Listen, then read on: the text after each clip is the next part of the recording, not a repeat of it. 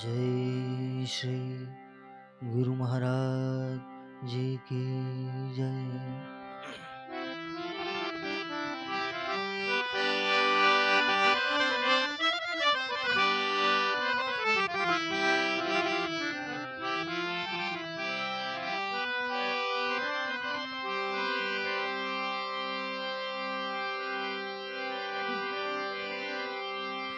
मूर्त महेश्वर मूजल भास्कर इष्टमर नरवन्द्यम्।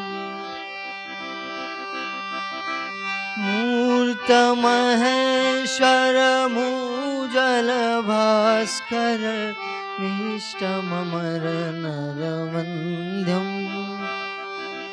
वन्दे वेदतनुमोजित गर्हित वन्दे वेदतनुमोजित गर्हित काञ्चन कामिनी वन्दम्। मूर्त महेश्वर मूजल भास्कर इष्टमर नरवन्द्यम्।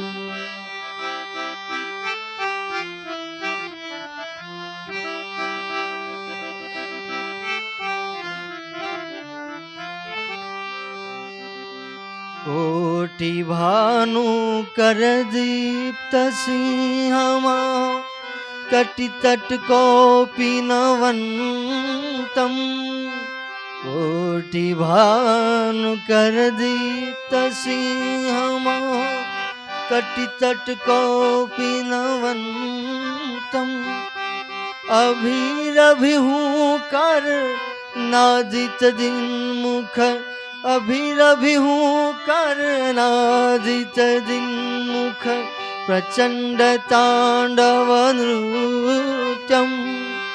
मूर्त महेश्वर मूजल भास्कर इष्टमर नरवन्द्यम्।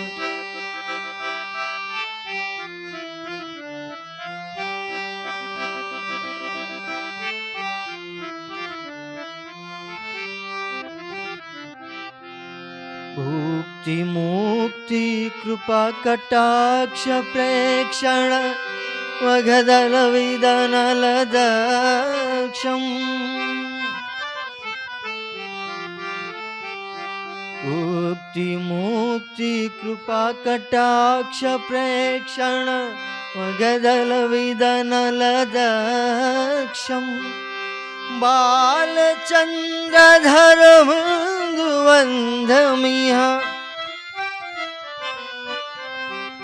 बालचन्द्रधर मृदुवन्धमिह नौमि गुरु विवेकानन्दम्।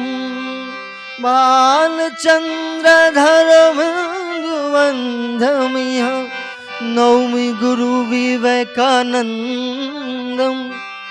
मूर्त महेश्वर मूजल भास्कर इष्टमर नरवन्द्यम्।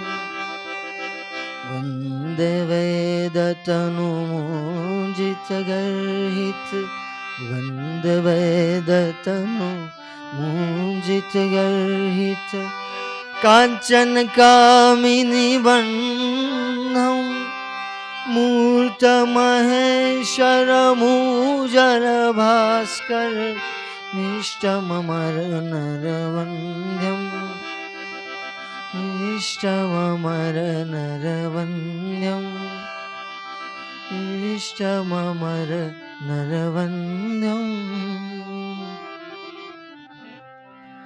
कृष्ण कन्हैया लाल की जय।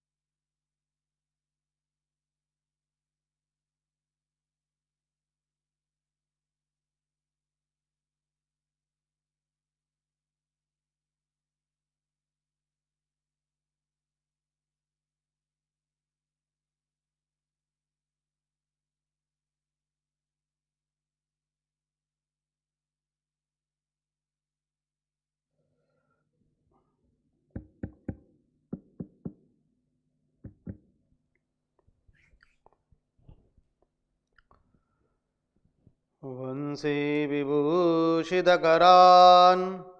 नवनीरदाभात् पीताम्बरात्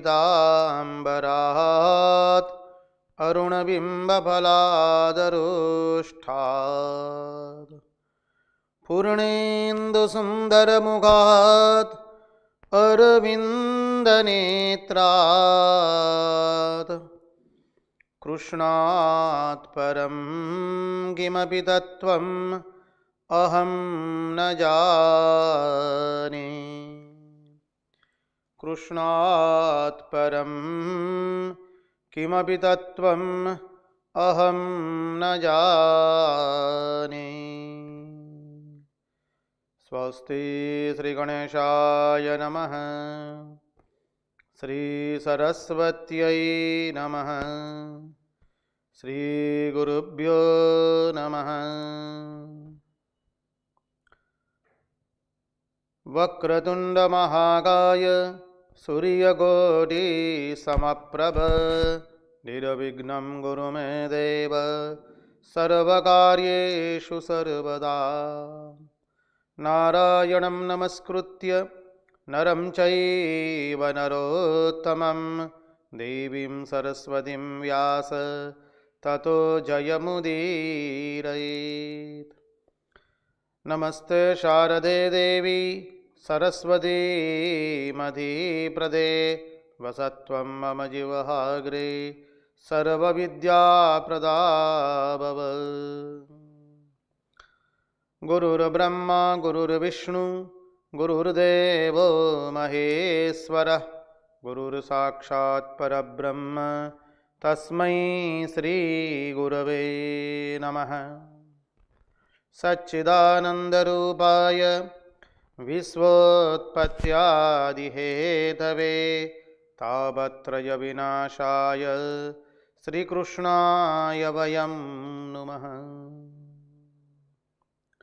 ॐ नमः परमहंसास्वादित चरणकमलचिन्मकरन्दाय भक्तजनमानसनिवासाय श्रीरामचन्द्राय विश्वसर्गविसर्गादि नवलक्षणलक्षितं श्रीकृष्णाख्यं वरं धाम जगद्धाम नमामि। ॐ स्थापकाय च धर्मस्य सर्वधर्मस्वरूपिणे अवतारवरिष्ठाय रामकृष्णाय ते नमः। मुगं करोति वाचालं पंगुं लंघयते गिरिं यत्कृपात्वमहं वन्दे परमानन्दमाधवम्। कृष्णकन्हैया की जय। भक्तवत्सल भगवान की जय। वृंदावन बिहारी लाल की जय। भगवान श्री राम कृष्ण देव की जय। भागवत भगवान की जय। भागवत भक्त भगवान की जय। ओम नमो भगवते वासुदेवाय। नारायण नारायण नारायण नारायण। सर्वप्रथम हम पूज्यपाद स्वामी आदि भवानंद जी महाराज जी के चरणों में सश्रद्धेय प्रणाम निवेदित करते हैं। तत्पश्चात रामकृष्ण आश्रम राजकोट के अध्यक्ष पूज्यपाद निखिलेश्वरानंद जी महाराज जी के चरणों में सश्रद्धेय प्रणाम निवेदित करते हैं। उपस्थित सभी सन्यासी महात्माओं एवं विरक्तों के चरणों में सश्रद्धेय प्रणाम निवेदित करते हैं। और इस दृश्य श्राव्य माध्यम से जो कोई भी इस भागवत रसामृत का रसपान कर रहा है, उन सब के हृदय में निवासित उस अनंत अखंड अनादि अनंत परब्रह्म परमात्मा को मुहुर मुहुर वंदन करके आइए इस भागवत रसामृत के रस सागर में हम अवगाहन करें।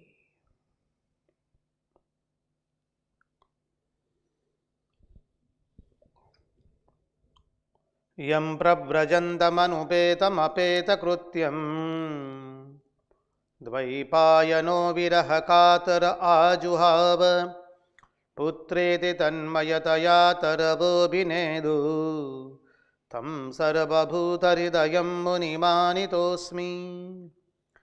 कृष्णाय वासुदेवाय हरये परमात्मने प्रणतक्लेशनाशाय गोविन्दाय नमो नमः। नारायण नारायण नारायण नारायण।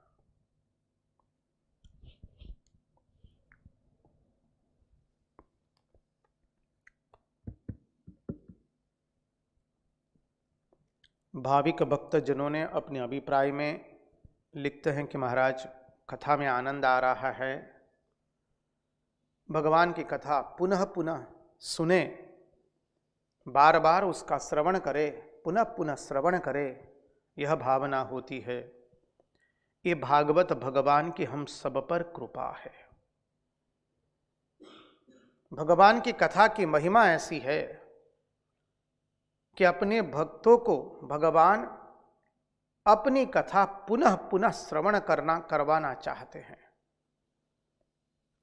कहा ने कि भगवान की कथा भगवान की दासी है, या भगवान की बहन है सुभद्रा। भगवान की बहन क्या करती है? जीव का मिलन भगवान से करा देती है। भगवान की कथा क्या है? भगवान की दासी है। तो भगवान जब आने वाले होते हैं तो उसके पहले क्या करती है भगवान की दासी? उस जगह को साफ सुथरा कर देती है, स्वच्छ कर देती है, निर्मल कर देती है और भगवान के लिए सुंदर आसन तैयार कर देती है। बस अब भगवान कुछ ही क्षण में आवेंगे। तो ये भगवान की कथा की अनुपम, अतुलनीय, अवर्णनीय, अद्भुत महिमा है। इसलिए तो गोपियों ने गाया ना, तव कथामृतम तप्त जीवनम कविभिरीडितम कल्मषापहम् श्रवणमंगलम श्रीमदाततम् भुवि गृह्णन्ति ते भूरिदा जनाः। तो आइए हम सब लोग परमहंस शिरोमणि भगवान सुखदेव जी महाराज जी के श्री चरणों का आश्रय लेकर के भागवत के एकादश स्कंद के अंतर्गत एकादश अध्याय में जो तत्व का दर्शन कर रहे थे, भगवान अब बताने जा रहे हैं। भगवान कहते कि सबसे बड़ा भक्त कौन है, सबसे श्रेष्ठ भक्त कौन है। बहुत सुंदर परिभाषा दी है। भागवतकार समझाते हुए कहते हैं, आज्ञायैवं गुणान् दोषान् मयि मयादिष्टानपि स्वकान् धर्मान् संत्यज्य यः सर्वान् मां भजते स सत्तमः। आज्ञायैवं गुणान् दोषान् मयादिष्टानपि स्वकान् धर्मान् संत्यज्य यः सर्वान् मां भजते स सत्तमः। आज्ञायैवं गुणान् दोषान् मयादिष्टानपि स्वकान्। बोले सबसे बड़ा भक्त कौन है? सबको होता नहीं कि हम क्या बड़े हैं सबसे भक्त। क्या हम सब भक्तों में श्रेष्ठ है? क्या हम महात्माओं में श्रेष्ठ है न? क्या? तो भगवान अपने सबसे बड़े भक्त की बात बताते हुए बहुत अद्भुत तरीके से हमें समझाते हैं। देखिए भक्त कौन है। अब इसी श्लोक के अंदर में हम दो सिद्धांत देखेंगे। गोपियों का जो परम प्रेम का सिद्धांत है, क्योंकि वैसे भी रास पूर्णिमा अभी आ रही है, आज हो सकता है त्रयोदशी हो गई होगी या त्रयोदशी है मेरे ख्याल से आज, कहीं कहीं जगह द्वादशी भी है। तो जो भी हो, जो भी पंचांग का आप अनुसरण करें, या द्वादशी है या त्रयोदशी है, पूर्णिमा के दिन तो रास पूर्णिमा आ रही है। हो सकेगा तो चिंतन करने का प्रयास करेंगे, नहीं तो आगे हरी इच्छा।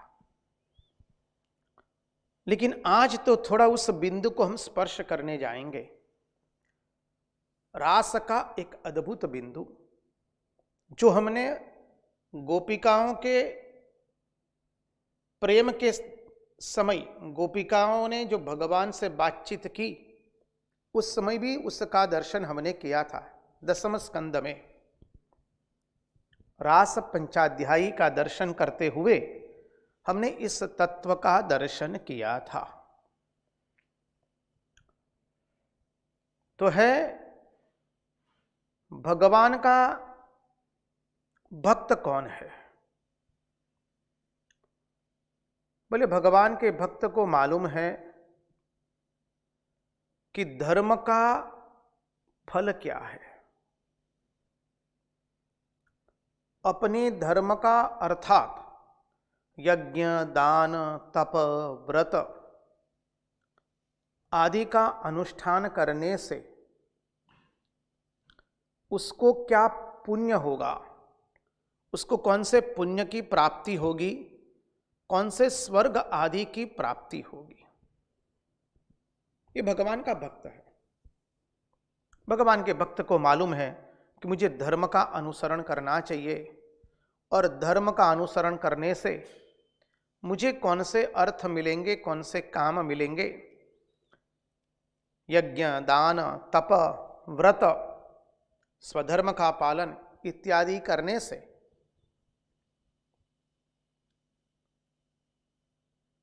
मुझे कौन से फल प्राप्त होंगे, इस बात का उसको पूर्ण रूप से ज्ञान है। भक्त जानता है इस धर्म का अनुसरण करने से मुझे वो फल मिलने वाला है, यज्ञ करने से यह फल मिलेगा, तप करने से यह फल मिलेगा, व्रत करने से यह फल मिलेगा। लेकिन भक्त वो फल चाहता नहीं है। तो बोले क्या चाहता है? भक्त तो वह चाहता नहीं है। भक्त को यह भी मालूम है कि धर्मानुष्ठान करने से उसका अंतःकरण शुद्ध होगा। हम जानते हैं हमारा अंतःकरण हमें शुद्ध करना है तो क्या करना पड़ेगा? धर्म का अनुसरण करेंगे, धर्मानुष्ठान करेंगे, अंतःकरण को पवित्र बनाना पड़ेगा। मन, बुद्धि, चित्त, अहंकार, ये अंतःकरण है, उसको हमें पवित्र बनाना पड़ेगा। और धर्मानुष्ठान करने से हमारा अंतःकरण पवित्र बनेगा, ये भी भक्त जानता है। तो दो बात हो गई। भक्त ये जानता है कि धर्म का अनुसरण करने से, यज्ञ, दान, तप, व्रत इत्यादि करने से क्या फल होगा, और धर्मानुष्ठान करने से उसका अंतःकरण पवित्र होगा, यह भी उसे मालूम है। फिर भी भक्त कहता है महाराज हमें यह भी ज्ञात है कि हम धर्म का त्याग कर देंगे तो हमारा अंतःकरण शुद्ध होने वाला नहीं है। यदि हमने धर्म का ही त्याग कर दिया तो अंतःकरण शुद्ध कैसे होगा? धर्मस्य यापवर्गस्य नार्थोर्थायोपकल्पते नार्थस्य धर्मकान्तस्य कामो लाभाय हि स्मृतः कामस्य नेन्द्रियर प्रीतिर्लाभो जीवेत यावता जीवस्य तत्व जिज्ञासा नार्थो यश्चेह कर्मभिः। वदन्ति तत्त्वविदस्तत्त्वं यज्ञानमद्वयं ब्रह्मेति परमात्मेति भगवान इति शब्दयते। तो कहते कि धर्म का अनुसरण नहीं करेंगे, धर्म एक ही फल देता है, मोक्ष। अंतःकरण शुद्ध करता है, स्वधर्म का पालन करने से, वर्णाश्रम धर्म का पालन करने से, गृहस्थ धर्म का पालन करने से हमें यह फल मिलता है, अंतःकरण पवित्र होता है। धर्म का पालन नहीं करेंगे तो अंतःकरण पवित्र बनने वाला नहीं है। भक्त यह भी जानता है, भक्त यह भी जानता है कि स्वयं भगवान ने ही मनु आदि के रूप में प्रकट होकर के धर्मोपदेश किया है, स्मृति शास्त्र की रचना की है। मनुस्मृति कहते ना, मनुस्मृति, याज्ञवल्क्य स्मृति, शंख लिखित स्मृति। स्मृति अर्थात जिसे आप कोड ऑफ कंडक्ट कहते हैं, आचार संहिता। हमें स्वयं को एक आचार संहिता के अंतर्गत रखना है ताकि हमारी इंद्रियां बेकाबू न हो जाए, हमारा मन बेकाबू न हो जाए, हमारी बुद्धि बेकाबू न हो जाए। हमने विगत रूप से इसका दर्शन किया है भागवत के पिछले सत्संगों में, भिन्न भिन्न रूप से। तो भक्त कहता है कि हमें यह भी मालूम है कि मनु आदि के रूप में स्वयं भगवान ने ही धर्मोपदेश किया है। धर्म का पालन करेंगे तो कल्याण होगा, अंतःकरण पवित्र होगा, मन निर्मल होगा। और यदि धर्म का पालन नहीं किया तो अंतःकरण पवित्र होने वाला नहीं है, कल्याण होने वाला नहीं है। अंतःकरण अधिक अशुद्ध होगा लेकिन शुद्ध होने वाला नहीं है। भक्त यह जानता है, ये सब बात भक्त जानता है। फिर भी भक्त क्या कहता है?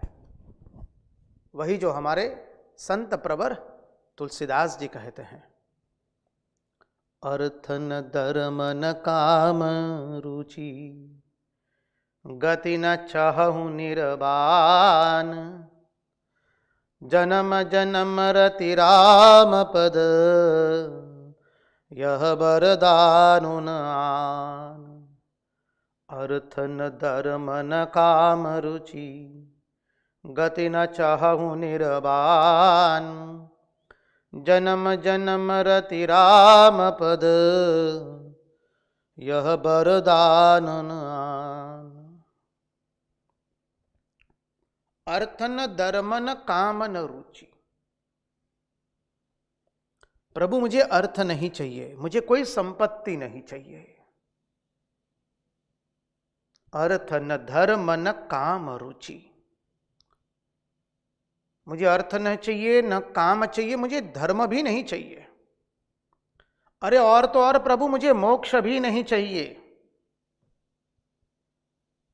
जो वृत्रासुर ने कहा इंद्र के साथ युद्ध में भगवान को प्रार्थना करता है, वो तो हमारे भक्ति सूत्र के 4 श्लोक है। जैसे चतुश्लोकी भागवत है वैसे ही चतुश्लोकी भक्ति का वो श्लोक है। चतुश्लोकी भक्ति बताइए, कैसी भक्ति? न नाकपृष्ठं न च पारमेष्ठ्यं न सार्वभौमं न रसाधिपत्यं न योग सिद्धिर पुनर्भवं वा समंजसत्वा विरहय्यकांक्षे। नारायण नारायण नारायण नारायण।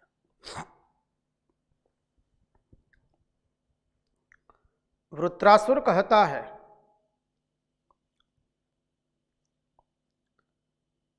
न नाकपृष्ठम न च पारमेष्ठम न सार्वभौमम न रसाधिपत्यम। भगवान कहते क्या तुम्हें स्वर्ग का राज्य चाहिए? बोले स्वर्ग का नहीं चाहिए। पृथ्वी का राज्य चाहिए? बोले पृथ्वी का भी नहीं चाहिए। पाताल का राज्य चाहिए? बोले वो भी नहीं चाहिए।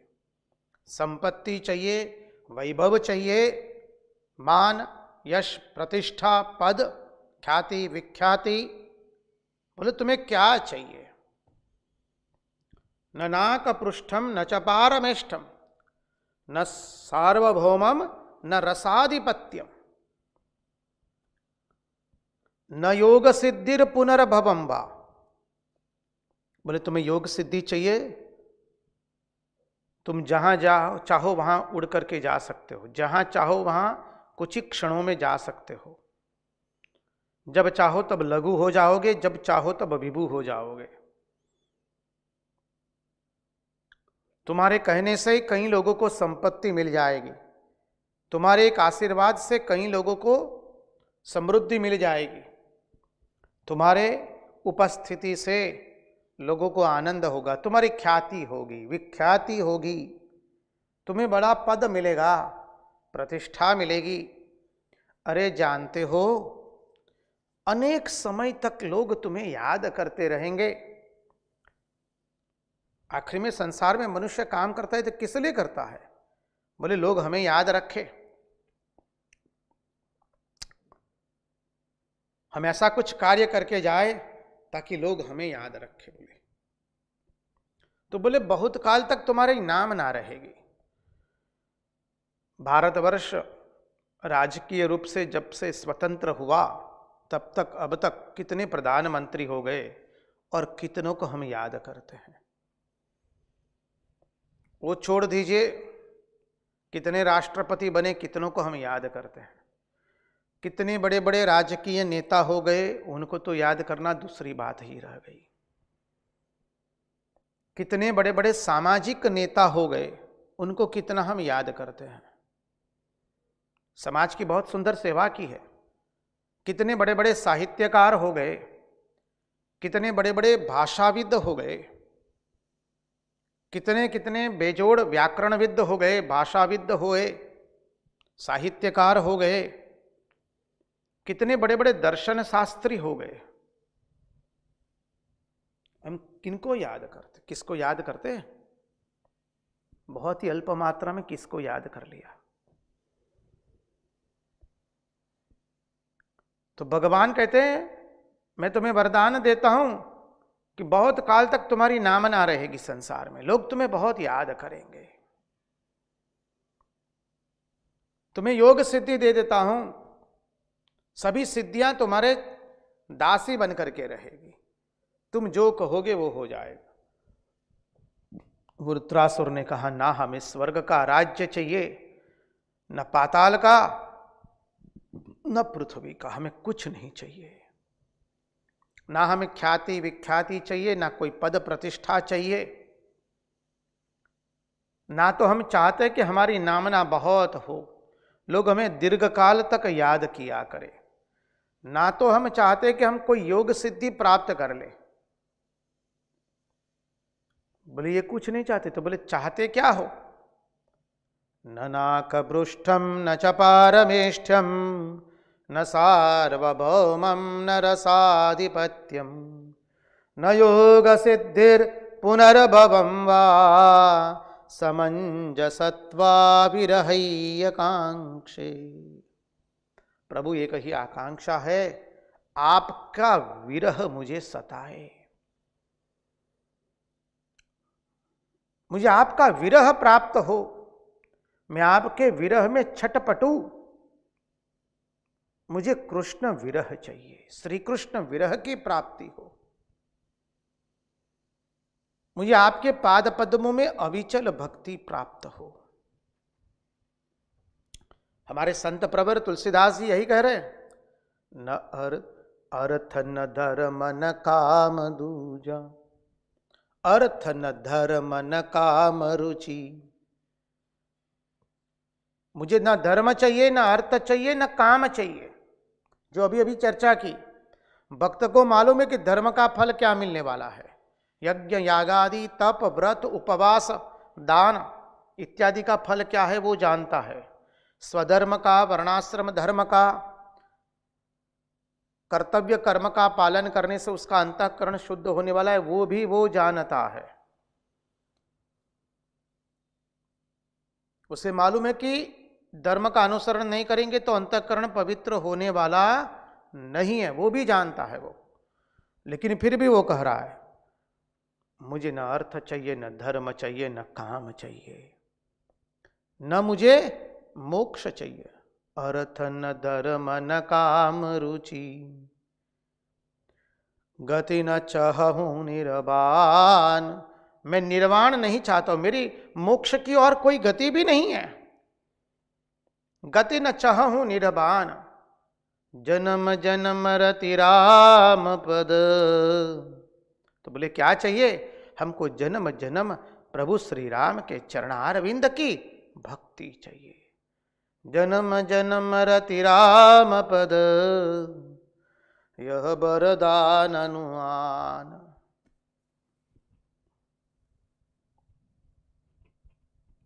हमको एक ही वरदान दीजिए, हमको जन्म जन्म रति राम पद, प्रभु श्री राम के चरणारविंद में, परमात्मा के चरणारविंद में हमें रति मिले। हमारे मन की मति, गति और रति भगवान आपके चरणों में बनी रहे। वृत्रासुर ने जो मांगा, तुलसीदास जी वही बात कर रहे हैं, और श्रीमद् भागवत भी यहां पर यही बात कर रहा है। एकादश स्कंद के अंतर्गत श्रेष्ठ भक्त कौन है, उसके लक्षण बताते हुए भगवान यही बात कर रहे हैं। जो भक्त है वो इस बात को जान करके भी वह धर्माधर्म की ओर ध्यान नहीं देता। भक्त क्या धर्म है क्या अधर्म है उसकी ओर ध्यान देता नहीं है, बल्कि भक्त तो सभी धर्मों को छोड़ करके केवल भक्ति का आदर करता है। वो भगवान के श्री चरण में भक्ति के अतिरिक्त और कुछ चाहता नहीं है। देखिए, हमने श्रीमद् भागवत के 10वें स्कंद में इस अद्भुत भक्ति का, अर्थात वहां तो प्रेम मुख्य है। अब महात्माओं ने और भी बताया, प्रेम तो उससे भी परे है। उदाहरण के रूप से देखें, श्रीमद् भागवत के अंदर में प्रसंग आता है, हम लोगों ने उस प्रसंग का दर्शन किया था। यज्ञ पत्नियां पर भगवान ने कृपा की है। भगवान ग्वाल बालों को पहले ब्राह्मण देवताओं के पास भेजते हैं जो यज्ञ यागादि कर रहे थे। ग्वाल बाल गए और कहे कि हम लोग राम और कृष्ण के साथ आए हैं यहाँ पर और हमें भूख लगी है। राम और कृष्ण भी भूखे हैं, हमें कुछ भोजन दे दीजिए। अब ब्राह्मण लोग यज्ञ कर रहे थे। यज्ञ में नियम है, बीच में बोला नहीं जाता है। अब ब्राह्मणों ने, कर्मकांडी ब्राह्मणों ने ना तो हां कहा ना तो ना कहा, ना हां कहा ना ना कहा। आप लोगों ने देखा होगा जब विष्णु याग होता होगा, रुद्र याग होता है, दत्त याग होता है, गणेश याग होता है, नवचंडी होती है, तो जो आचारनिष्ठ ब्राह्मण हैं, परंपरा का वहन करने वाले ब्राह्मण हैं, आचारनिष्ठ शुद्ध पवित्रता से सशास्त्र विधि से जो यज्ञ कराते हैं, वो यज्ञ के बीच में एक शब्द बोलेंगे नहीं, मंत्र को छोड़ करके। तो यहां पर ब्राह्मणों ने ना इति कहा ना नेति कहा, कुछ कहा ही नहीं। राम और कृष्ण का नाम लेने पर भी कुछ नहीं कहा। तो ग्वाल बाल लौट आए। अब भगवान ने कहा ठीक है, हमारा नाम दिया था? बोले हाँ दिया था। बोले क्या कहा? बोले ना कुछ कहा, कुछ कहा ना, न नेति कहा न इति कहा। बोले ठीक है। बोले जाओ अब उनकी भार्याओं के पास जाओ। भगवान ग्वाल बालों को ब्राह्मण पत्नियों के पास भेजते हैं, क्योंकि रासलीला के पहले तो भगवान सबको अपने पक्ष में कर लेना चाहते हैं ना। तो भगवान ने ग्वाल बालकों को यज्ञ पत्नियों के पास भेजा, और जहां यज्ञ पत्नियों ने सुना राम और कृष्ण आए, सर्वस्व छोड़ दिया, उसी क्षण छोड़ा जो भी भोजन बनाए थे। और पता चला कि भगवान भूखे हैं, हमारे श्री राम बलभद्र जी और श्री कृष्ण भूखे हैं। रहा नहीं गया। मातृवत्सल्य है, करुणा प्रदान है, सेवा प्रदान है, प्रेम प्रदान है। अनेक जन्मों से जो ब्रह्म संबंध विच्छेद हुआ था, आज वह ब्रह्म संबंध की पुनः स्थापना होने जा रही है। प्रतिदिन भगवान की लीला कथाएं सुन सुन करके अब आंखें प्यासी हो गई है, कब कृष्ण दर्शन होगा। ब्राह्मण पत्नियां भान भूल चुकी है। जो भोजन बनाया था प्रेम से, सब ब्राह्मण पत्नियां लेकर के द्रुत वेग से दौड़ती है। आज जीव का शिव के साथ मिलन है। सब यज्ञ पत्नियां दौड़ रही है।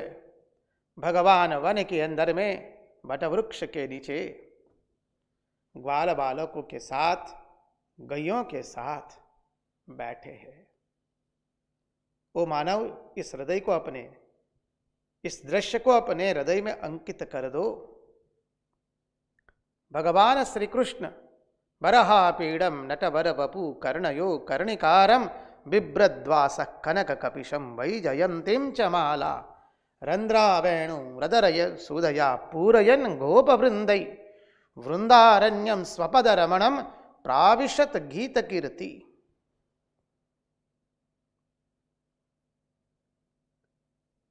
ब्राह्मण पत्नियां पहुंची है सब भोजन लेकर के, और ब्राह्मण पत्नियों ने प्रेम से अपने प्राण प्रिय श्री कृष्ण को भोजन कराया है, ग्वाल बालकों को भोजन कराया है, गैयों को दुलार किया है। भगवान तो प्रेम से उनका प्रसाद, उन्होंने जो प्रसाद बनाया है भगवान के लिए, उसका प्रभु प्रेम से स्वीकार कर रहे हैं।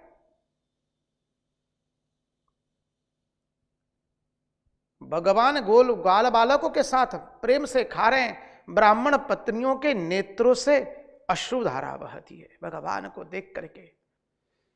न जाने कितने समय से हम श्री कृष्ण कथा सुन रहे, हमारे लाला की कथा सुन रहे। लाला ने आज यह किया, वह किया, यह किया। आज भगवान के दर्शन हो गए, ब्रह्म संबंध पुनः स्थापित हुआ है। अब यहां पर महात्मा लोग सूक्ष्म तत्व समझाते हैं। कितना अद्भुत तत्व है, समझिए। अब भगवान ने भोजन किया। अरे भोजन तो क्या, उनकी भक्ति का ही भक्षण किया। भगवान तो भक्ति के भूखे हैं ना। हमने अभी भी तो देखा, भगवान तो भक्तों के पास जाकर कहते हैं, अरे वो भक्तराज हमें थोड़ी भक्ति दे दो। भगवान के पास यदि भक्ति होती तो थोड़ी ना मांगते। भगवान तो भक्तों से क्या लेते हैं? भक्ति लेते हैं। हम जो प्रसाद भगवान को निवेदित करते हैं, भगवान तो हमारा प्रेम खाते हैं। और भगवान अहंकार खाते हैं, हमें मालूम है। उस तत्व का भी दर्शन हमने किया है। भगवान खाते हैं, जीव का अहंकार खा जाते हैं। तो भगवान ने यहां पर ब्राह्मण पत्नियों का अनुपम प्रेम स्वीकार किया है। अन्न के निमित्त उनकी भक्ति का स्वीकार किया है। अब ब्राह्मण पत्नियों को भगवान कहते हैं, अब आप चले जाए। ये हमारा नटवर है ना, ऐसा है हमारा नंद नंदन यशोदा नंदन। हम क्या बताएं आपको, जो उनको देखने के लिए आता है, देख लेने के पश्चात हमारा नटवर कह देता है, अब आप चले जाइए। ब्राह्मण पत्नियां भगवान को निरख रही है, भगवान को एक टस देख रही है। नटवर निरखी तुझने अंतर ठरे छे। कल जो भजन गाया, जीवू छू रसीला तारा मुखડાની જ્યોતિ હૈડાનો હાર મારો નથડીનો મોતી જીવું છું રસીલા તારા मुखड़ानी ज्योति। क्या सुंदर भजन है, हम तो बलिहार हो जाते इसके शब्दों पर। प्रेमी भगवान से कहते प्रभु हम जी रहे हैं आपके श्री वदन को देख करके, और परमात्मा का सुंदर विशेषण दिया है। हमारा उपनिषद कहता है भगवान का स्वरूप कैसा है, रसो वै सह, इसलिए कहा विशेषण से जीवू छू रसीला तारा मुखड़ानी ज्योति। वो रसीले, रसोवई सह परमात्मा का स्वरूप है, रस स्वरूप है। तो भक्त कहते हैं मैं तो जी रहा हूं, ओ रसीले तेरे मुखड़े की ज्योति को निहार निहार करके मैं जी रहा हूं। तुम कौन हो, हैडानो हार मारो नथड़ीनो मोती जीवू छू रसीला तारा मुखड़ानी ज्योति। तुम तो हमारे हृदय के आभूषण हो, हैडानो हार मारो। हृदय का आभूषण क्या है, सुंदर हृदय पर धारण किया हुआ हार माला। तो बोले हमारे हृदय का मणि हो, हृदय का आभूषण हो तुम।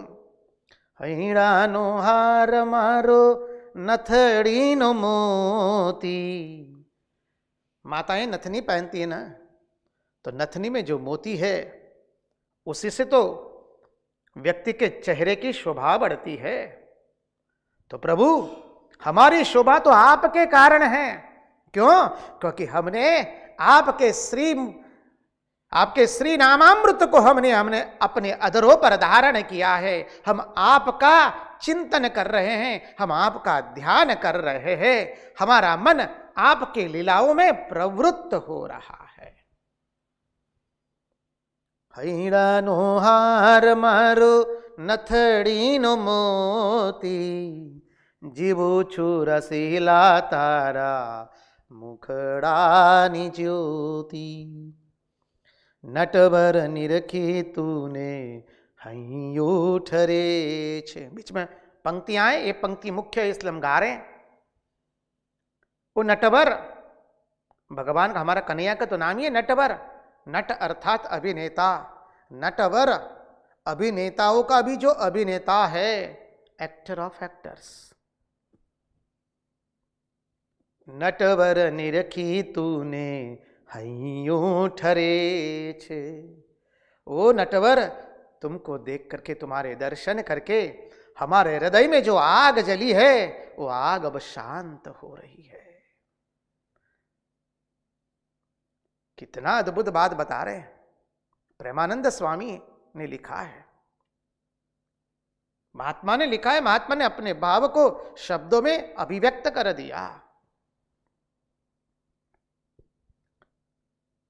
तो नटवर निरखी तूने हइयूं ठरे छे। ब्राह्मण पत्नियां भगवान को एक टस देख रही हैं, हमारे कन्हैया के सौंदर्य को निरख रही है। स अनिर्वचनीय प्रेम स्वरूप, स अनिर्वचनीय आनंद स्वरूप। और वहीं पर हमारे नटवर ने कह दिया, हमारे नंद नंदन यशोदा नंदन ने, नीलमणि ने, हमारे सांवले सलोने सरकार ने कह दिया अब आप वापस चले जाइए। अब देखिए यहां पर प्रसंग में ब्राह्मण पत्नियां कहते हैं हम वापस चले जाएंगे तो हमारे पति, हमारे संतानें, हमारे घर में जो गुरुजन है, समाज हमारा स्वीकार नहीं करेगा। तब भगवान ने अभय वचन देते हुए कह दिया, जाओ, तुम्हें कोई अस्वीकार नहीं करेगा, ऐसा नहीं होगा, समग्र संसार तुम्हारा स्वीकार करेगा। भगवान ने अभय वचन दे दिया ब्राह्मण पत्नियों को, आप निश्चिंत रहिए, आपके पतिदेव से लेकर गुरुजन, सास, ससुर, आपके संतान, आत्मीयजन, प्रियजन, स्वजन सब कोई आपका स्वीकार करेगा। और ब्राह्मण पत्नियां चली गई है। यहां पार्थक्य समझना है ब्राह्मण पत्नियों के बीच में और गोपिकाओं के बीच में। जो हम परम प्रेम की बात कर रहे हैं, यहां परम भक्त की बात कही है, उस भक्ति से भी परे एक प्रेम है। अब बिंदु निकला है तो उसका हम दर्शन किए बिना तो हम जाग नहीं सकते हैं। और जहां हमारे नंद नंदन यशोदानंदन की बात आवेगी, हम सब कुछ छोड़ के पहले वही चर्चा करेंगे। हमारा जो प्राण प्रिय है वो प्रियति प्रियतम है हमारा। अब गोपियों को देख लीजिए, ऋषि रूपा गोपी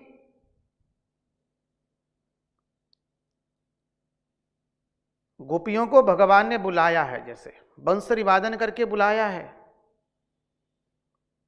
शरद पूर्णिमा की रात्रि पर भगवान ने स्वयं बंसी बजाई थी और गोपिकाएं आई है, और गोपिकाएं आकर के देख रही है। आहा, सुंदर शरद पूर्णिमा है, धवल रात्रि है। गोपिकाएं भगवान श्री कृष्ण के सौंदर्य को निहार रही है। वहीं पर भगवान ने कह दिया, जाइए जाइए गोपिकाएं। पहले तो आइए, तभी उलाहना देते हुए कहा, क्या रे कोई ब्रज में आपत्ति आ गई है जो आप आई हैं इस आधी रात को? क्या कोई कहीं दावानल फट गया क्या? कहा कोई असुर ने आक्रमण किया क्या? अब देखिए, आते ही जिसके कारण सर्वस्व छोड़ करके आई है, तुम्हारे कारण सब सुख छोड़ा, अब मोह क्यों बरसाओ। ये तो उपासक की दृष्टि है, वो तो उपासक नहीं है गोपियां। वो गोपियां कौन हैं वो हम शब्द से बोल नहीं सकते हैं। गोपियों के प्रेम का वर्णन शब्द से, वाणी से नहीं हो सकता है। उनको तो हम मुहुर मुहुर साष्टांग दंडवत प्रणाम करते हैं। गोपिकाएं आई हैं तो भगवान ने कह दिया, क्यों आए? जैसे हृदय में बहुत बड़ी एक रेखा अंकित हो गई, कोमल हृदय पर एक अद्भुत रेखा अंकित हो गई, और उसमें से विरह की वेदना जलने लगी। अरे श्याम सुंदर, क्या बोल रहे हो तुम? हम तुम्हारे पास आते क्या कुछ कभी पाने के लिए आए हैं क्या? हम तुम्हारे पास आते तो क्या कुछ मांगने के लिए, कुछ अपेक्षा से आ रहे हैं? श्याम सुंदर, हम तो हमारे श्याम सुंदर को आनंद मिले, प्रेम मिले, इसलिए आते हैं। हम कोई भोक्ता बन करके आनंद प्राप्त करने के लिए नहीं आते हैं। आप भोग्य है और हम भोक्ता है, वो गोपियों में भाव नहीं है। हमारे रासेश्वरी ब्रजेश्वरी ने भी यही कह दिया, मैं रमण और वो रमणी, मैं रमणी एवं वो रमण, मैं प्रियतमा और वो प्रियतम, मैं भोक्ता और वो भोग्य, ये भाव हम में नहीं है। हम दोनों एक हो चुके हैं। वही अद्भुत प्रेम जब पीली शीशी में गिरा तो उसका नाम हो गया श्याम सुंदर।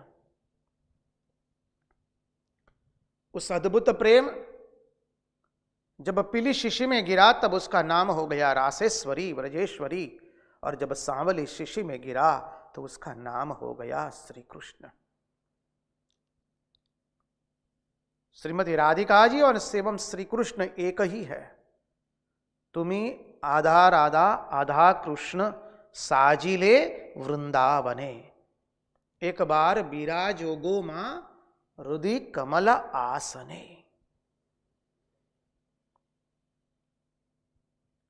आप ही आधा और आप ही आधा कृष्ण एवं आप ही आधा राधा है और वृंदावन में सज करके बैठे हैं।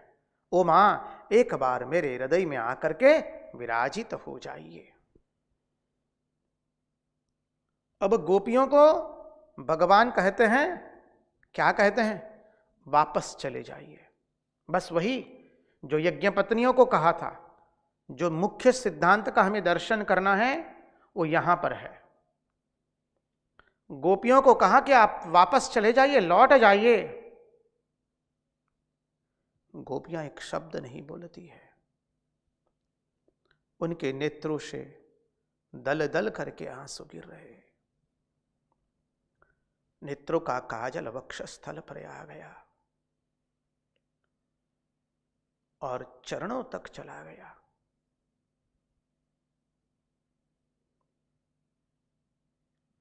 कन्हैया हमारा कह रहा है कि आपके गांव में कोई बुढ़िया नारी नहीं है जिसने आपको पतिव्रता धर्म सिखाया हो? मध्यरात्रि में परपुरुष के साथ रहना वो स्त्री धर्म से विरुद्ध है, आप चले जाइए यहां से।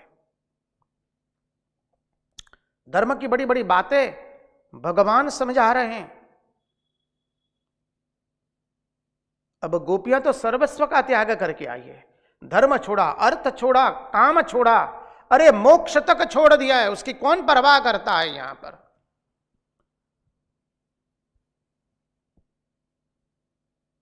भगवान पुनः पुनः कह रहे हैं चली जाओ चली जाओ। गोपियां वापस नहीं जाती है, वो ब्राह्मण पत्नियां नहीं है जो चली जाएगी तुरंत, असंभव है। परम प्रेमी है, पार्थक्य समझ लीजिए। वो ब्राह्मण पत्नियां नहीं है जो चली जाएगी तुरंत। अब गोपियों से रहा नहीं गया, जब पुनः पुनः कह रहे हैं, हमारा नटवर, हमारे श्याम सुंदर पुनः पुनः कह रहे हैं चली जाओ चली जाओ, तब गोपियों ने कह दिया तुम कौन से धर्म की बात कर रहे हो? वो प्रसंग हमने देखा था, उसका दर्शन किया था हमने। अच्छा कन्हैया, तुम धर्म की बड़ी बड़ी बात करते हो, लगता है क्या ब्रह्मा जी ने आचार संहिता से लेकर धर्मोपदेश की पुस्तक तुम्ही को सिखा दी है क्या? अरे कन्हैया, कब गए थे ब्रह्मा जी के पास जो आज धर्म की बड़ी बड़ी बातें कर रहे हो? कन्हैया कहता हाँ हमको सब कुछ मालूम है, आप क्या जानते हैं? ठीक है, प्रेम का संवाद है। अब गोपियों ने पकड़ा है कन्हैया को।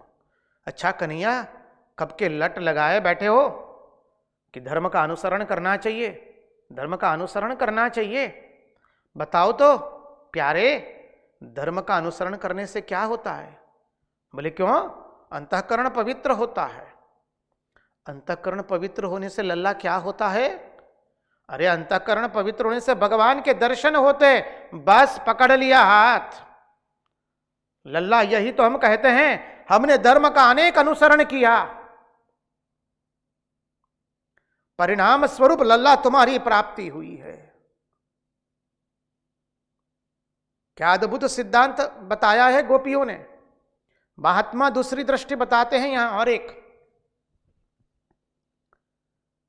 अरे तुम हमें धर्म का अनुसरण करने की बात कर रहे हो, अरे लल्ला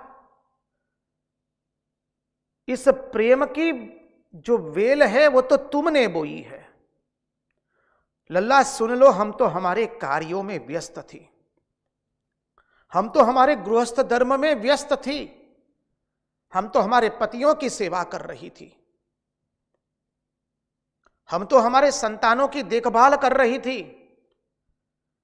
लल्ला हम हमारे सास ससुर की ही सेवा कर रही थी।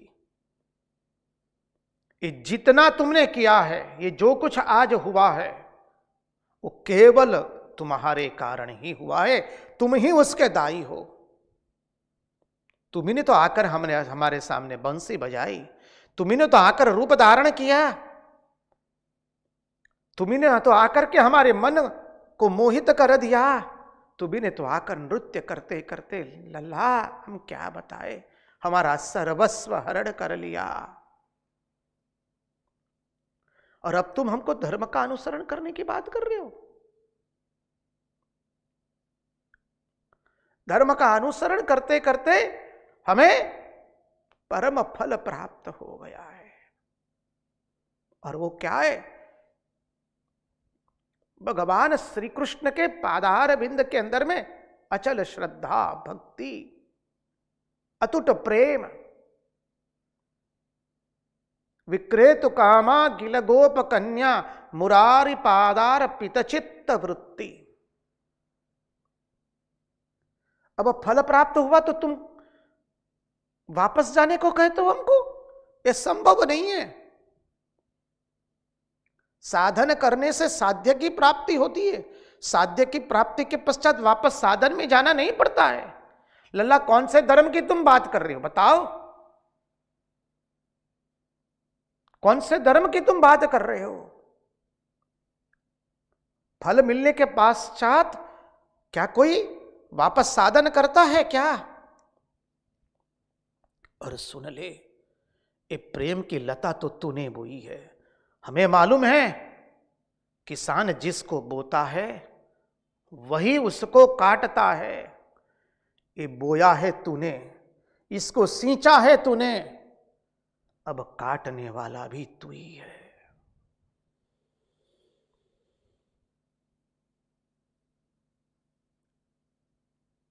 तो कन्हैया, फल प्राप्त हो गया, अब वापस हम साधन नहीं कर सकते हैं।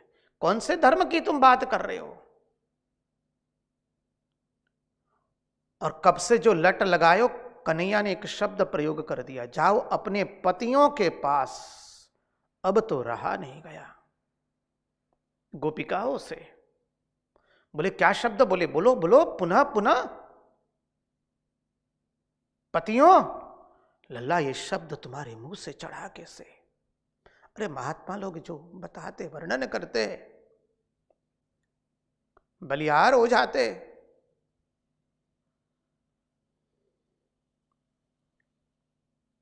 हम लोग करते रहे, छोटा बच्चा कुछ उल्टा पुल्टा बोल जाते तो जिह्वा पर हाथ रख देते, अरे रे रे रे रे रे, गोविंदा नारायणा विठ्ठला। ऐसा नहीं बोलते हैं। गोपिकाओं ने जैसे कन्हैया के मुंह पर हाथ रख दिया, कन्हैया क्या कर रहे हो? शुभ शुभ बोला करो। पतियों, ये शब्द कहां से तुम निकाले? जान लो कन्हैया, हमारा पति तो एकमात्र तुम हो। और कह दिया, कोई एक पतिव्रता मातृपा नारी है, उसका पति कुछ दिन के लिए विदेश जा रहा है। वो पतिव्रता नारी है, अपने पति को खिलाए बिना जल तक नहीं लेती है। उसका सर्वस्व उसका केवल पति है। पति सेवा ही उसके लिए सर्वस्व है। अब पति को बाहर जाना हुआ है। भार्या कहती है, स्वामी मैं कैसे रह पाऊंगी आपके बिना? मैं आपको अर्पण किए बिना जल तक नहीं लेती हूं, और आप बाहर चले जाएंगे, मेरी क्या दशा होगी? उसके स्वामी ने कहा, कल्याणी चिंता मत करो, मैं तुम्हें मेरा पट दे जाता हूं। और अपना पट दिया, चित्र दिया। बोले, इसी की तुम उपासना करती रहना, मैं तो कुछ दिनों में पुनः लौट आऊंगा। बोले, ठीक है स्वामी। पतिव्रता नारी है, उसी पट की पूजा कर रही है। और 3-4 दिन के पश्चात जब पूजा कर रही थी पट की, तो दरवाजा खटखटा, कमाड़ खटखटाई गई, बाबरी बन करके दौड़ती है। दरवाजा खुला तो कौन निकला? उसका पति था। गोपियों ने कहा, कन्हैया बताओ, अब वो पतिव्रता नारी पट की पूजा करेगी या अपने पति की पूजा करेगी? कन्हैया ने कह दिया, निश्चित अपने पति की पूजा करेगी। अब पट की क्यों पूजा करेगी? बस कन्हैया, उत्तर तो तुम ही नहीं दे दिया। ये जितने हमारे पति दिख रहे तुमको, वो तो सब पट के समान हैं। पति तो तुम ही हो केवल। ममई वांसो जीवलोके जीवभूत सनातन। कभी ये शब्द उच्चारित मत करो कन्हैया। तुम्हारे पतियों, ये बहुवचन कब से लगाया? हम कोई व्यभिचारिणी नार नहीं है। हमने तो हमारा सर्वस्व तुम्हें अर्पण कर दिया है, और हमें आनंद मिले इसलिए हम नहीं आई है कन्हैया। हम तो तुम्हें आनंद देने के लिए आई है। ये परम प्रेम। बोले हमें धर्म नहीं चाहिए, हमें कन्हैया अर्थ भी नहीं चाहिए, हमें काम नहीं चाहिए। अरे मोक्ष की तो परवाह कौन करता है? धर्म का फल एक ही है, मोक्ष। अब जब हमको धर्म का ही अनुसरण नहीं करना है, बोले स्वामी जी आप कहेंगे महाराज ये बात कैसे हो सकती है, धर्म का अनुसरण नहीं करेंगे तो कौन सा किसका अनुसरण करेंगे? वो ये प्रेम की बात है, यहां पर वो धर्म नहीं चलेगा। वो धर्म हमारे जैसे शुरू के साधक के लिए उसका अनुसरण करना होता है। यहां तो गोपियों का एकमात्र लक्ष्य, एकमात्र लक्ष्य केवल हमारे प्रियति प्रियतम श्री कृष्ण को सुख पहुंचाना है। केवल प्रियाजी प्रियुजी को सुख पहुंचाने का, इससे अतिरिक्त और कुछ नहीं है। एकमात्र उन्हीं को सुख पहुंचाना है। हमारे प्रियति प्रियतम भगवान को सुख पहुंचाना ही हमारा सर्वस्व है। हम उसी सेवा के लिए आए हैं। वहां पर यही प्रेम लक्षणा भक्ति, श्रेष्ठ भक्ति की किंचित मात्रा में वर्णन आता है। गोपियों का प्रेम सर्वश्रेष्ठ है। उस प्रेम का कुछ आभास भगवान सुखदेव जी हमें इस श्लोक के माध्यम से करवा रहे हैं। इसलिए आज हमने उस गोपी प्रेम का, रास लीला का दर्शन करने का प्रयास किया है, ताकि हम समझ पाए जो भगवान सुखदेव जी यहां बोलने जा रहे हैं। श्रेष्ठ भक्त कौन है? वो धर्म नहीं चाहता है। बोले हम धर्म का अनुसरण नहीं करेंगे। श्रीधाम वृंदावन के अंदर में जो प्रियाजी और पीयूजी के उपासक है, राशेश्वरी व्रजेश्वरी श्री कृष्ण राधेश्याम के जो उपासक है, उनको कोई धर्म नहीं चाहिए, क्योंकि धर्म तो मोक्ष देता। बोले हमको मोक्ष चाहिए ही नहीं तो हम धर्म का अनुसरण क्यों करेंगे? तो बोले क्या अधर्म का अनुसरण करेंगे? जिना वो धर्म अर्थ काम एवं मोक्ष के उस कक्षा को कब के पार हो चुके हैं, उनका लक्ष्य तो केवल और केवल श्री कृष्ण को सुख पहुंचाने का है। इससे अतिरिक्त और कुछ भी नहीं है। स्वयं के आनंद के लिए भगवान के पास नहीं आई है।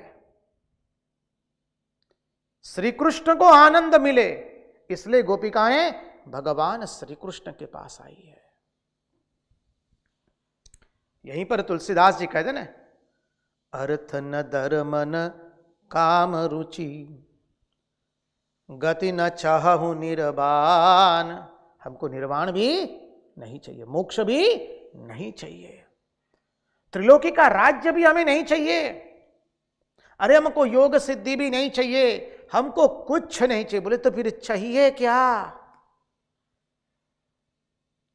समंजसत्वा विरहै आकांक्षे, हम तुम्हारे विरह में तड़पे प्रभु, हमको यह विरह चाहिए। और वो विरह कैसा? जो गोपियों को प्राप्त हुआ है, वो कैसा विरह है? इसलिए वृत्रासुर आगे के श्लोक में कहता है, क्या कहता है? पक्षी के तुरंत जन्मे हुए बच्चे हैं, वो बच्चों को खाना खिलाने के लिए पक्षी कुछ खुराक की खोज में गया है, और वो नवजात पक्षी के शिशु चोंच फाड़ फाड़ करके अपनी मां की प्रतीक्षा करते हैं। समझिए, अरे तुरंत में जन्मा हुआ बछड़ा हम्मा करके मां की प्रतीक्षा कर रहा है गैया की, मां कब आएगी और कब उनके स्तन को मैं मुंह में डाल करके मां का दुग्धपान करूंगा। पतिव्रता नारी का पति विदेश गया है तो उसको न दिन का चैन न रात की नींद है, एक टस अपने पति की प्रतीक्षा कर रही है, स्वामी की प्रतीक्षा कर रही है। वह प्रेम, और ये तीनों प्रेम एक होकर के जो एक प्रेम बनेगा, उस प्रेम से, उस आकर्षण से यदि भगवान को पुकारेंगे तब भगवान के दर्शन होंगे। श्री रामकृष्ण देव ने रामकृष्ण कथामृत में कह दिया, यही बात कही है श्री रामकृष्ण देव ने व्यावहारिक उदाहरण से। सती स्त्री का पति के प्रति जो आकर्षण होता है, मां का संतान के प्रति, और विषयी का विषय के प्रति जो आकर्षण होता है, ये तीनों आकर्षण इकट्ठा होकर के जो एक आकर्षण बनता है, उससे जब भगवान को पुकारेंगे तब भगवान के दर्शन होंगे। बुलावने मन पूरा प्रयासे, कैम मां श्याम आवे ना, कैम मां श्याम आवे ना, कैम मां काड़ी आवे ना। जो मन खरे खर आतुर हो तो, जासुंद बिल्व पत्र लो, भक्ति चंदन लगाविने, माने पगे पुष्पांजलि दो। बंग भाषा में ये भजन है, उसका तो हमने गुजराती अनुवाद आपके सामने प्रस्तुत किया है। कुछ भजन इस तरह से है, डाक देखी मन डाकार मतो, कैमोन मां श्यामा थाकते पारे, कैमोन मां काली थाकते पारे।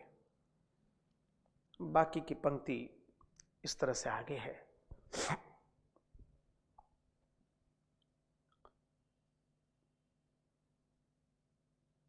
तो यहां पर वृत्रासुर यही कह रहा है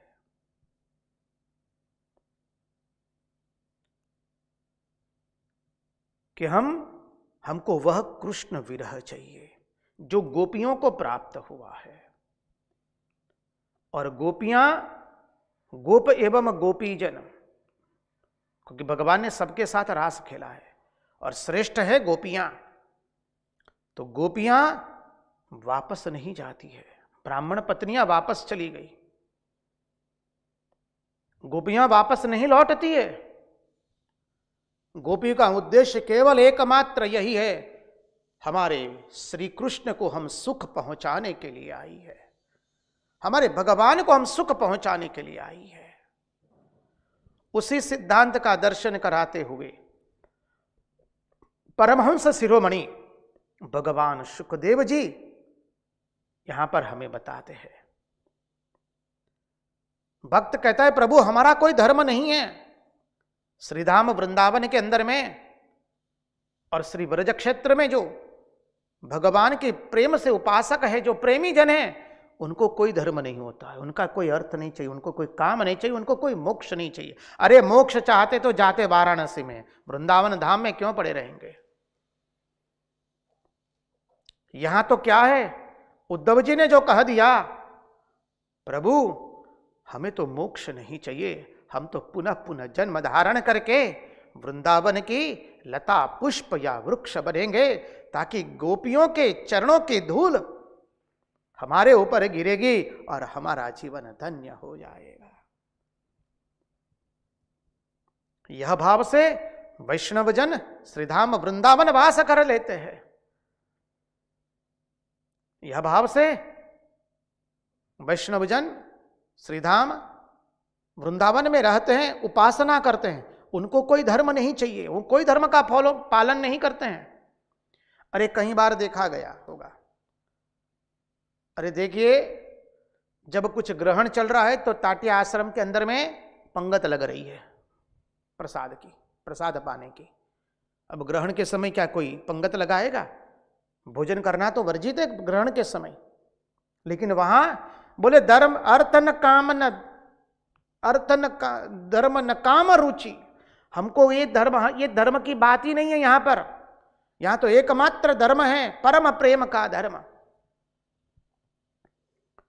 इस सब से परे है हम।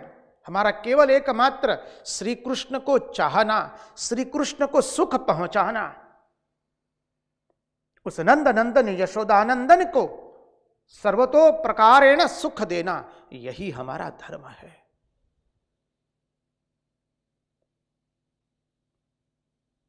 तो कहते हैं, क्या कहते हैं, हमें कोई धर्म नहीं चाहिए, हमें कोई अर्थ नहीं चाहिए, अरे हमें कोई काम नहीं चाहिए, हमें कोई जप नहीं करना है जी, हमें कोई तप नहीं करना है, हमें कोई व्रत नहीं करना है, हमें कोई ध्यान धरना नहीं है, आंख बंद करके, आंख मुंद करके हमें बैठना नहीं है, बोले चलो कन्हैया का ध्यान करो। गोपी कभी आंख मुंद करके ध्यान नहीं कर रही है। हमने तो दर्शन कर लिया। गोपी ने तो क्या किया, आंखें मूंद करके बैठी थी जमुना जी की पुलिन पर। नारद जी पसार हुए, श्री कृष्ण गोविंद हरे मुरारी हे नाथ नारायण वासुदेव। अरे गोपी, तुम किसका ध्यान कर रही हो? अरे जो इस जगत के अंदर में जो परम तत्व है वो तो वृंदावन के अंदर में, तुम्हारे वृंदावन में, तुम्हारे ब्रज क्षेत्र के अंदर में नृत्य कर रहा है, आनंद कर रहा है। अब तुम किसका आंखें मुंद करके यहां ध्यान करने बैठी हो? तब गोपी क्या कहती है, अरे पालागू बाबा जी, मैं आंखें मुंद करके किसी को ध्यान करने के लिए नहीं बैठी हूं। तो बोले किस लिए आंखें मुंदी हो? बाबा जी, जो भीतर में घुस गया है उसको निकालने के लिए मैं ध्यान कर रही हूं। खाते पीते उठते बैठते जो हमारे भीतर में घुस गया है, जमुना जी में जल लेने जाती हूं तो वही कन्हैया दिखाई दे रहा है, हमारी मटुकी लेकर चला जा रहा है। अरे घर को गोबर से लीप रही हूं तो वह नटखट जो है आ जाता है, हम उसे सावधान कर देते हैं, देख लल्ला भीतर मत प्रवेशना, अभी अभी गोबर से लिपा है। अरे वो किसी का सुनने वाला थोड़ी ने, वो आ जाता है और हमसे रहा नहीं जाता है। हमने तो गोबर का लड्डू बनाया और जो मारा, अरे बाबा क्या बताऊं, वो गोबर का लड्डू लगा सामने से, सांस को लगा, उसको तो कुछ लगा ही नहीं। गैया को दोहती हूं तो वो आ जाता है और कहता है, गोपी थोड़ी गैया का दूध हमें भी तो पिला दो। और वो इतना सुंदर बोलता है, इतना सुंदर स्वरूप है, क्या करूं बाबा, हम सीधे गैया के आंचल से उसके मुंह में दूध डाल रहे हैं। थोड़ी देर के बाद सांस आती है, कहती है, अरे बावरी बन गई हो क्या? तिपीली तो है ही नहीं, पात्र तो तूने रखा नहीं है, सब दूध तो नीचे गिर रहा है। रसोई बना रही हूं, भोजन बना रही हूं, वो आ जाता है। बाबा क्या बताए, शक्कर की जगह नमक हो जाता है, नमक की जगह शक्कर हो जाता है, सब भूल जाती हूं। अरे अलमारी में मुझे बर्तन रखना था, उसकी जगह मैंने मेरे संतान को ही अलमारी पर चढ़ा दिया, उसमें उसका कोई कसूर नहीं है बाबा, वो हमारे चित्त में ऐसा घुस चुका है। अब उसको निकालने के लिए मैं ध्यान धर रही हूं। तो भक्त जो है वो कहता है, ना मुझे धर्म चाहिए, ना मुझे कर्म चाहिए, ना मुझे तप चाहिए, ना मुझे जप चाहिए, ना मुझे ध्यान चाहिए, ना मुझे कोई तीर्थादि करना है, ना मुझे मोक्ष चाहिए, उसकी भी हमें परवाह नहीं है। तो बोले क्या चाहिए? उस अद्भुत तत्व का दर्शन पहले एक भजन के पश्चात करेंगे। महाराज जी से नम्र निवेदन रहेगा, एक भजन की प्रस्तुति करे। और तारा विना श्याम मने एक लडू लागे, અહીંયા કયું છે રાસનું? હા, તમારી મૂર્તિ વિના મારા નાથ રે।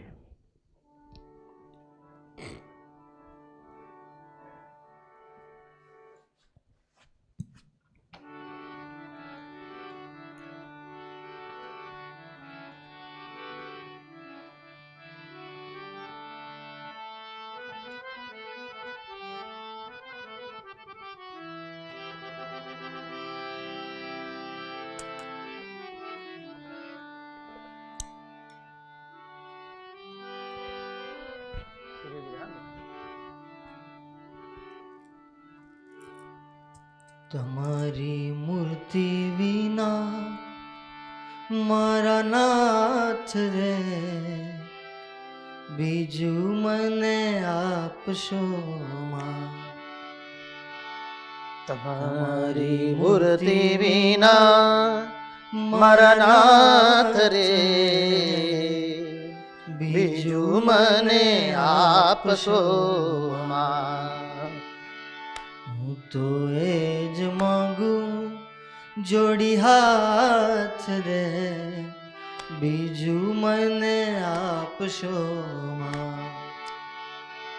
હું તો એ જ માગું जोड़ी हाथ रे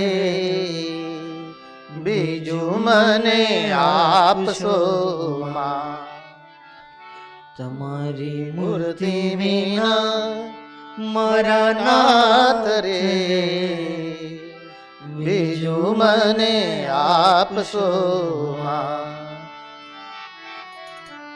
बीजू मने आपसो मां હે મને આપશો માં બીજું મને આપશો માં તમારી મૂર્તિ વિના મારા નાથ રે બીજું મને આપશો માं હું તો એ જ માંગુ માંગુ છું છું જોડી હાથ રે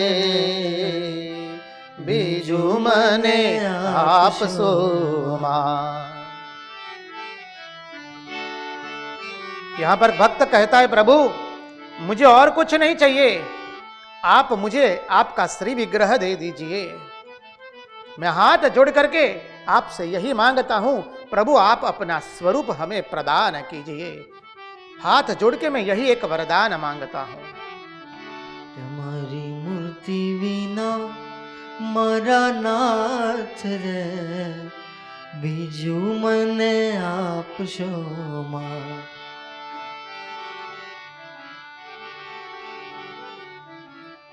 આપો તમારા જનનો સંગ રે આપો તમારા જનનો સંગ રે બીજું મને આપશો માં હે મને આપશો માં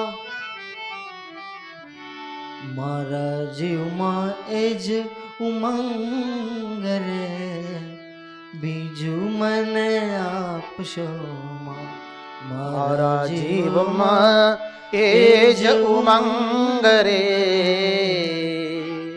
બીજું મને આપશો માं તમારી મૂર્તિ વિના મારા નાથ રે બીજું મને આપશો માं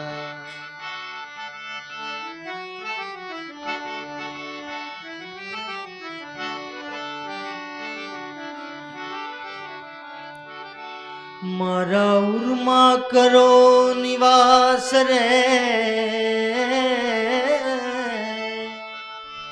મારા ઉરમાં કરો નિવાસ રે બીજું મને આપશો માં હે મને આપશો માં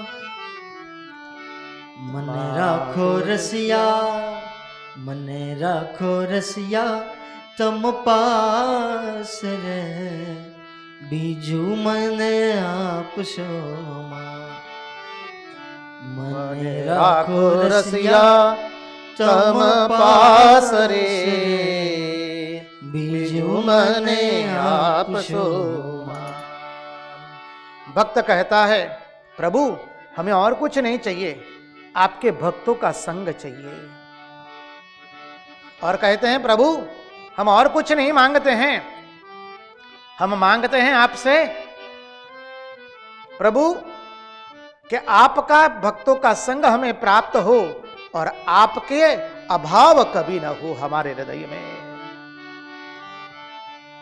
तुम्हारी मूर्ति विना मारा नाथ रे बीजू मने आपसो मां હું તો એ જ માંગુ છું જોડી હાથ રે બીજું મને આપશો मां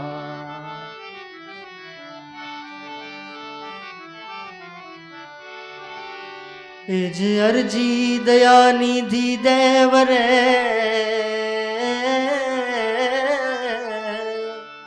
એ જ અરજી દયાનિધિ દેવ રે બીજું મને આપશો માં હે મને આપશો માં આપો ચરણ કમલની આપો चरण कमलनी सेवरे बीजू मने आप सो मां। आप चरण कमलनी सेवरे बीजू मने आप सो मां। तमारी मूर्ति विना मारा नाथ रे, बीजू मने आप सो मां। હું તો એ જ માંગુ છું जोड़ी हाथ रे, बीजू मने आप सो मां। भक्त कहता है यहाँ पर, प्रभु हमें और कुछ नहीं चाहिए, आपके चरण कमल में हम सेवा करते रहे, आपके चरण कमल की सेवा करते रहे प्रतिदिन प्रतिपल प्रतिक्षण। यही हम चाहते हैं, आपके भक्तों का संग मिले, आपके चरणों की सेवा मिले और आपका नित्य सानिध्य प्राप्त हो, यही हम मांगते हैं। तुम्हारी मूर्ति बिना मरनाथ रे, बीजू मने आप सो मां।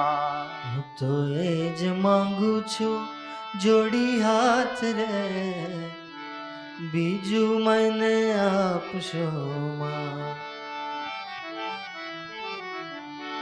કોઈ ઇતર વાસના दूर रे, करो इतर वासना दूर रे, बीजू मन आप सोमा है मने आप सोमा। राखो प्रेमानंद ने, राखो प्रेमानंद ने हजूर रे, बीजू मने आप सो मां। तुम्हारी मूर्ति बिना मारा नाथ रे, बीजू मने आप सो मां। भक्त कहते हैं यहाँ पर, प्रभु हमारे भीतर में से सभी वासनाएं दूर कर दीजिए आप, हमें कोई वासना नहीं रखनी है, केवल केवल एकमात्र भगवद आश्रय, आपकी ही इच्छा और किसी की इच्छा नहीं, आपके सिवा और किसी का चिंतन नहीं, करो इतर वासना दूर रे। और कहते हैं प्रभु हम आपके चरण कमल में रखिए। तुम्हारी मूर्ति मीना मरनाथ रे, बीजू मने आप सो मां।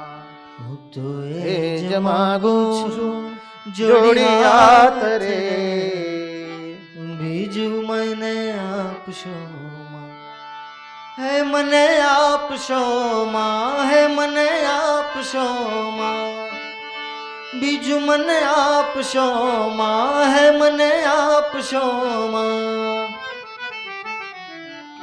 તમારી મૂર્તિ વિના,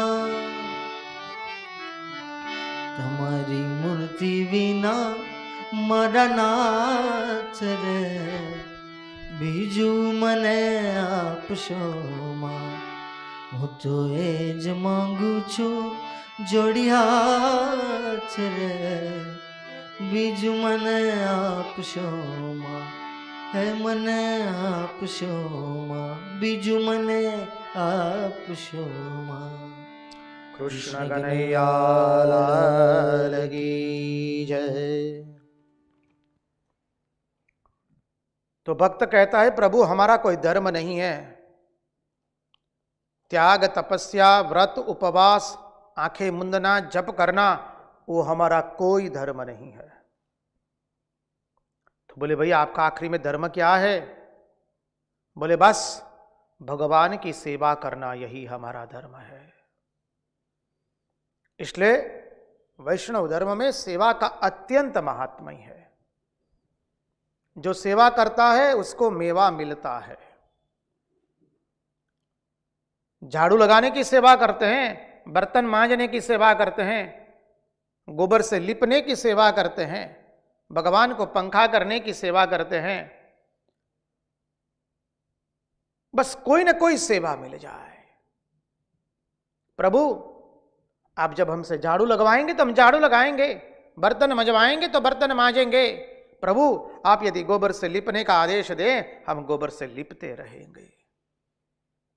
हमें और कुछ नहीं चाहिए, हमें तो केवल आपकी सेवा, सेवा और सेवा ही चाहिए।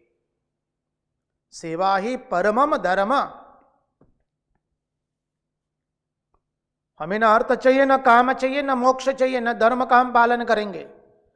हम तो केवल आपकी सेवा करते रहेंगे, आपको प्रसन्न करने के लिए। हमें कुछ नहीं चाहिए। जो कुछ पाने के लिए सेवा करते वो दूसरे, वो प्रेमी नहीं होते, वो भक्त नहीं होते हैं जी।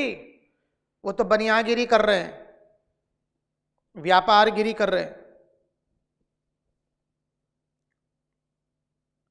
कुछ चाहिए इसलिए कुछ कर रहे हैं, उसे प्रेम या भक्ति कतई नहीं कहा जाता, वो तो घोर स्वार्थ है।